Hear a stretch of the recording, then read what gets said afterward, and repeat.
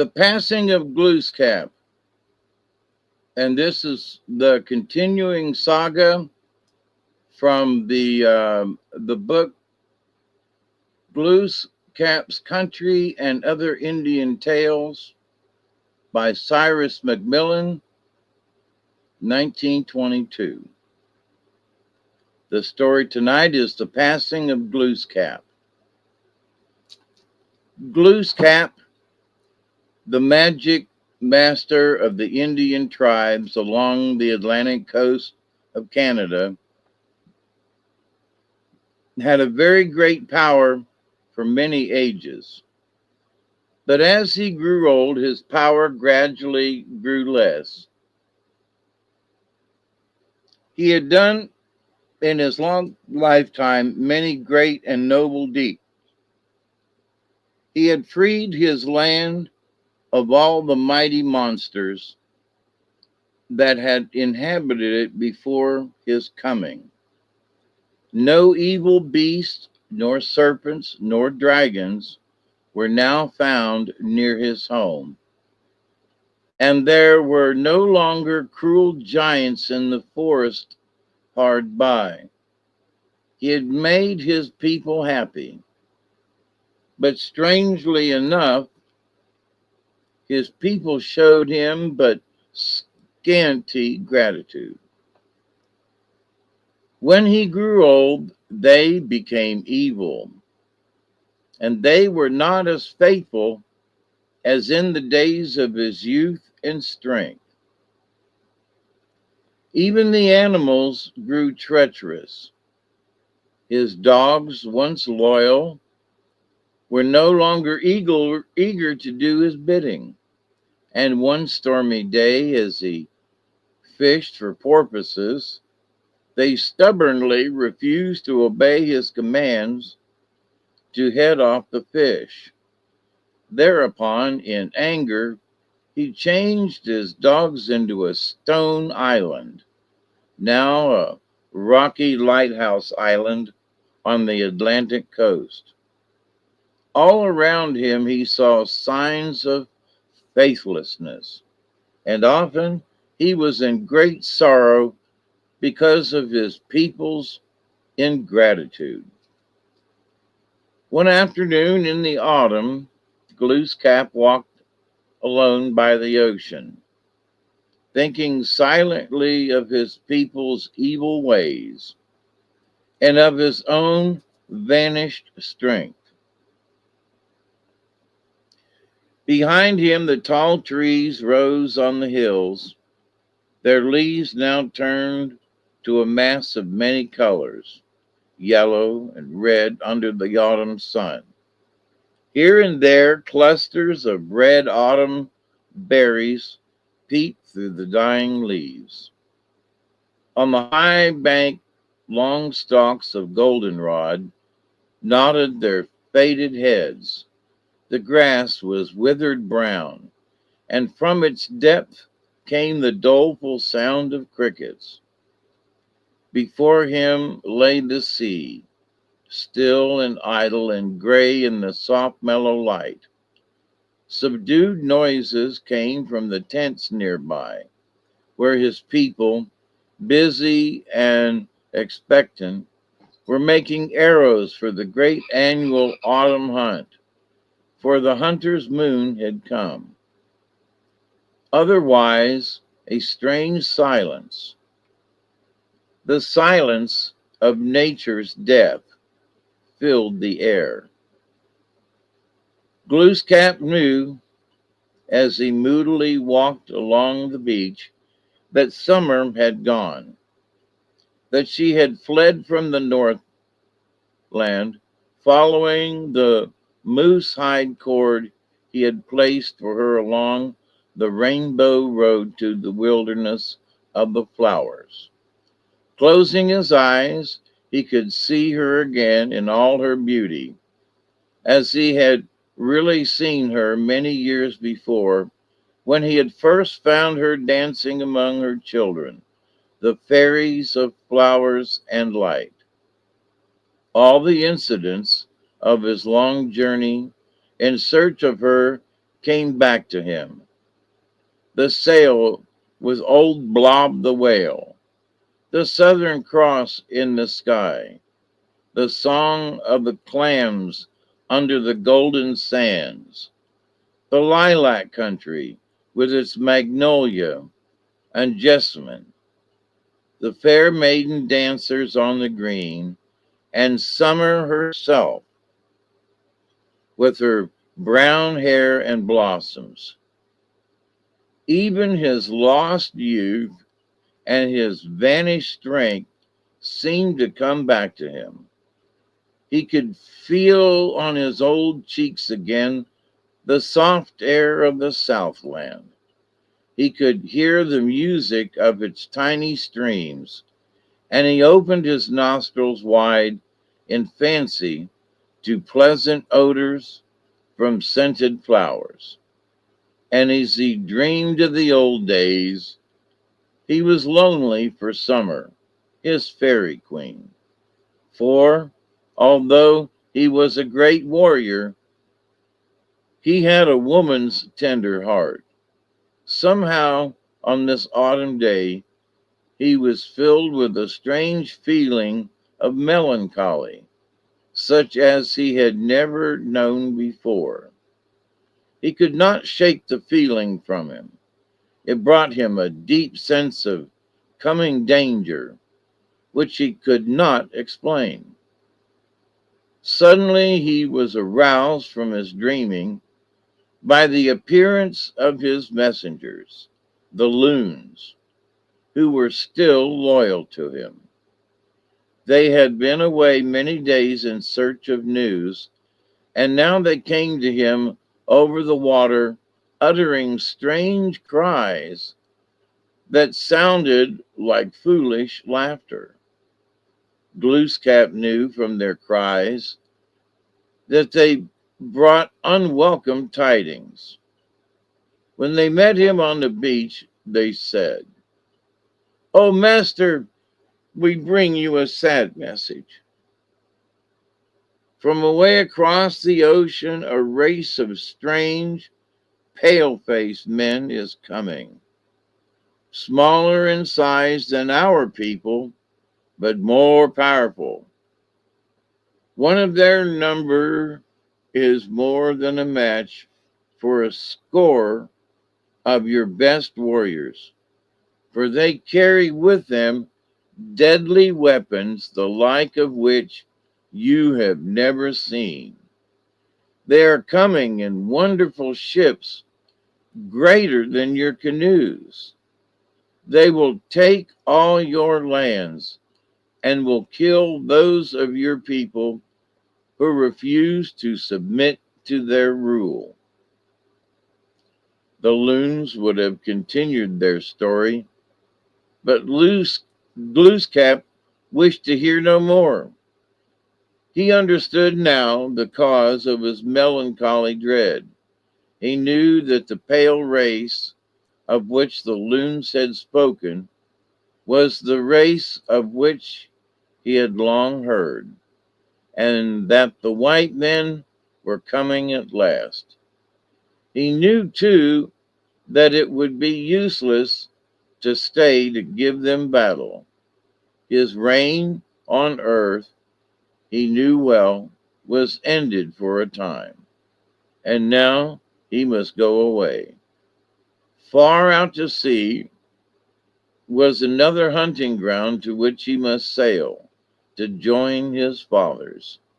It was a place, he had been told, pleasanter by far than his old home on the shores of the great water, a place to which good warriors went when their work on earth was done. So he returned silently to his tent to get ready for his long journey. That night he called all his people to the gathering place. He told them that he was going away, far away, miles and miles over the sunlit sea. Not one of them should go with him. He would be away, he said, many long years, but someday he would come back. He told them nothing of the message of the loons, nothing of the white men's coming, but he offered as a parting gift to grant them each one last wish. And at once all the people wished for what they most desired, and all their requests were granted. For Glooskap's great power returned for a brief space before he went away. The people's wishes were very strange and varied. An old man who had been of little value as a hunter asked that he might be great in the killing of game, and Glooskap gave him a magic flute, which, when played upon, won the love of women and brought the moose and caribou to his side to meet their death. And the old man, with not a care in his heart, went his way, for he knew now that he should always have food. A young Indian asked that he might have the love of many people. Glooskap gave him a bag very tightly tied. He told him not to open it until he reached his home, and then his wish would be granted. But the youth, being curious, opened the bag on the way. At once there flew from its numberless girls, all of whom strove for his attention, until in the struggle they trampled him to death. What became of the people no man knows. Another, a gay and frivolous fellow, asked that he might always amuse people. Glooskap gave him a magic fruit from the forest, which would cause anyone who ate it to amuse all whom he met. He told him not to eat it until he reached his home, and then his presence would always be like sunshine to all. But he, being curious, ate the root on the way. For a time he amused all who met him, so that they all laughed and were of a merry heart. But soon, because he had not heeded Glooskap's command, the people grew tired of him and no longer laughed at him. And he grew weary of himself and found no pleasure in his power, which now no longer moved people to laughter. And his life became a burden until in despair he killed himself in the forest. An old nighthawk, the evil spirit of the night, came down from the clouds and carried him away to the dwelling place of darkness. And he was never afterwards heard of among men. Another wished to become a fairy of the forest. Glooskap washed him in the sea and put a magic belt around his waist. And at once he became a fairy prince, dwelling among the elves. And they gave him a small pipe which made wondrous music. And to this day you can hear his pipe on sunny days in the meadows. But the wish that was most difficult to gratify, for it tried Glooskap's greatest power, was that of a youth who wanted to win a beautiful girl for his wife. She was the daughter of a powerful chief who placed such hard work and cruel tasks on all who desired her that they died in attempting them. Glooskap gave him his stone canoe and bade him sail away to the chief's home.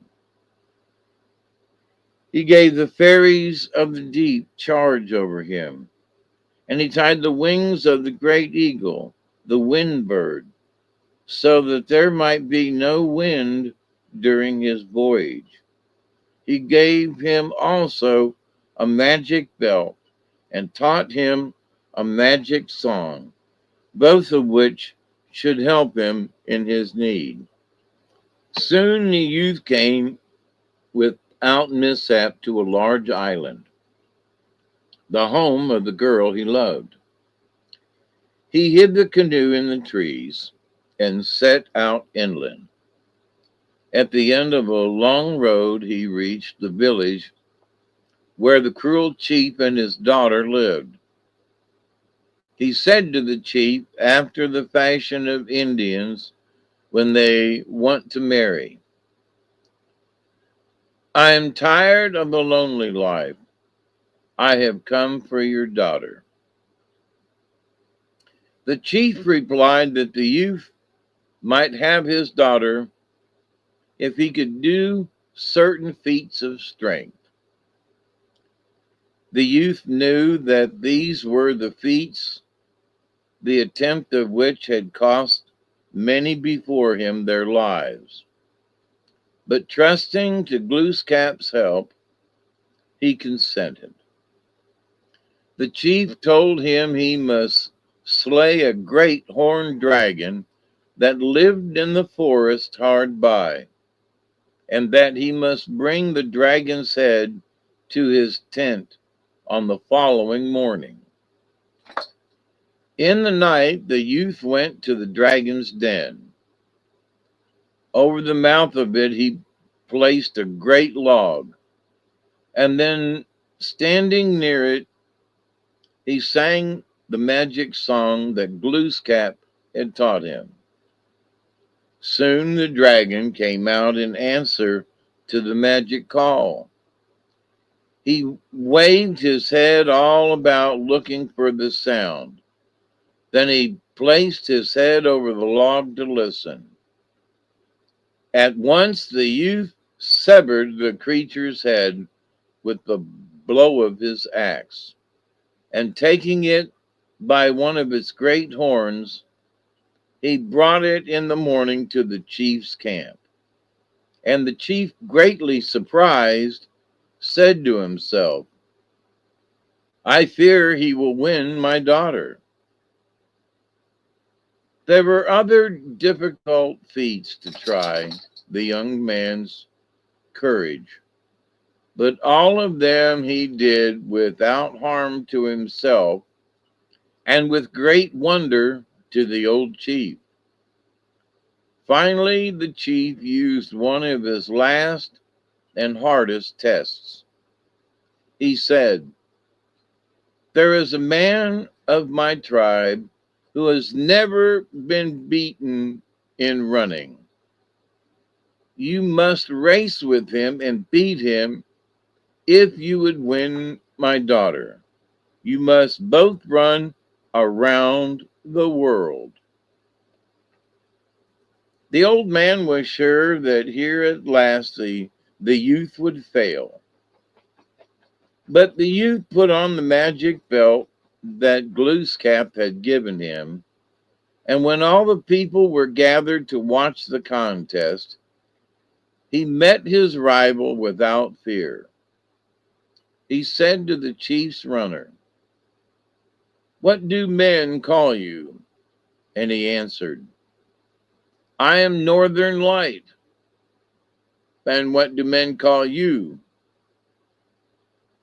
The youth answered, "I am Chain Lightning." The starting signal was given by the chief, and the two rivals set out on their race. In a moment, they were out of sight and away behind the distant hills. The people all waited patiently for their return. Soon the youth, Chain Lightning, appeared. He had been around the world, but he was not breathing hard, and he was not even tired from his long run. There was yet no sign of his rival. Late in the evening, Northern Light came in. but he was very weary, and as he came near, he trembled and tottered. He confessed that he had not been all around the world. He had turned back, for chain lightning had gone too fast for him. Yet he was very tired. He admitted his defeat. The people wondered greatly at the power of the victorious youth, and the old chief said, "I fear he has won my daughter." There was still a final test. The chief said, "There is a man of my tribe who has never been overcome in diving and swimming underwater.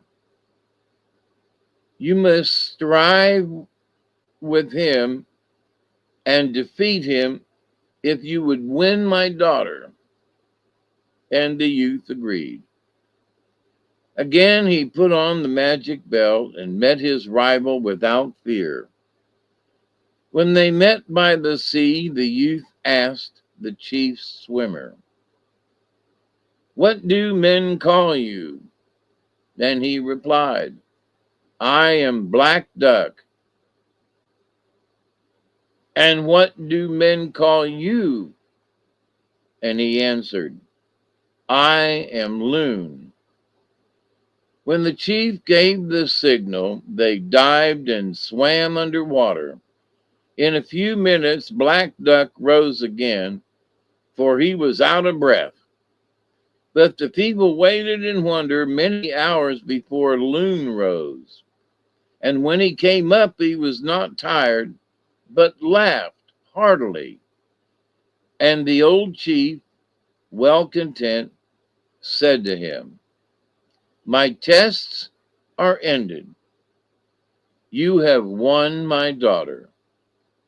That night, the great wedding feast was held, and the youth, taking with him his bride, set sail for his home in Glooskap's canoe. A few of those who asked gifts, Glooskap punished before he went away because of their foolish requests. One who came was very tall and proud of his good looks. He always covered his moccasins with bright beads and wore colored coats and sprinkled himself with strange perfumes. And on the top of his cap, he, he wore a long feather. He asked Glooskap to make him taller and straighter than any of his fellows. And when Glooskap heard his wish to punish him for his pride, he changed him at once into a pine tree. He made him very tall and straight until his head rose above the forest. There he stands to this day, the high green feather in his cap, weaving always in the wind. And when the wind blows, you can still hear him singing with a moaning voice. "I am a great man. I am a beautiful Indian, taller than my fellows." Many others Glooskap punished, but all who had diseases he healed and sent away happy. When Glooskap knew that the wishes of all the good people who had obeyed his commands had been granted, he was ready to set out on his journey. One day on the shore of the wide ocean, he made a great feast to which all his people came, and all the animals with them. But it was not a merry gathering, for they knew that they met with Glooskap for the last time before his long absence. In the late autumn afternoon, when the feast was ended, Glooskap prepared to lead them.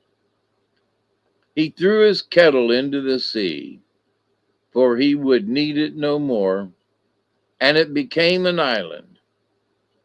And he tied one wing of the wind bird, so that after he had gone away, the gales would not blow so strong on the Atlantic coast as they had blown in his lifetime.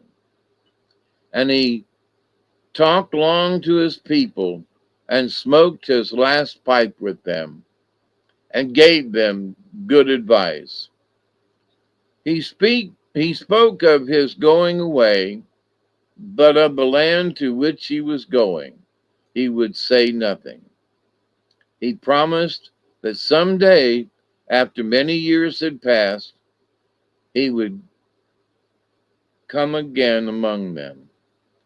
Then in the evening, a great stone canoe came over the ocean, guided by two of the children of light. And Glooskap, seeing it, said, "It is now the sunset hour, and I must leave you." Many of his people, his good followers, who throughout his lifetime had been faithful to him, begged him to allow them to go with him. But he answered, "No, this last great journey I must make alone, for no man can come with me or help me." And just at the turn of the tide, as the sun set behind the distant hills, he embarked in the great stone canoe and sailed far out to sea with the ebbing tide, singing as he went a strange, sad song. His people and all the beasts looked after him until, in the deepening twilight, they could see him no more. But long after they had lost sight of him, his song came to them, weird and doleful, across the water. Gradually, the sounds grew fainter and fainter until when night came, they died entirely away. Then a strange silence fell upon the earth. The beasts mourned until they lost the power of speech. They fled into the forest in different ways, and since that time have never met together in peaceful council as in the olden days. And they have never spoken like men. The great owl departed in sorrow and hid himself in the deep forest. Since that time he has seldom appeared by day, but at night he always cries, "Coo, coo, coo," which in the Indian language means, "I am sad, I am sad." And the loon, Glooskap's old messenger, wanders up and down upon the beach, calling for its master with loud, wild cries. And Glooskap's people grow smaller and smaller in number because of their master's absence, and they slowly waste away until someday they too shall vanish from the earth. So Glooskap sailed away over the sea to the distant hunting grounds of his fathers. There he lives still in a great long tent where he is making arrows, preparing for his last great battle. And when the thunder rolls and the lightning flashes, those of his people who still remain on earth know that he is angry. Where the sea sparkles most brightly in the sunlight or moans most dismally in the storm, they know that Glooskap is there. When the phosphorescent lights appear at night upon the sea, they know that he is working late by the strange light. And when there are no stars, they know that Glooskap lies asleep, taking his rest. But when his great tent is filled with arrows, Glooskap will come back to fight his last battle and overcome the evil creatures of the world.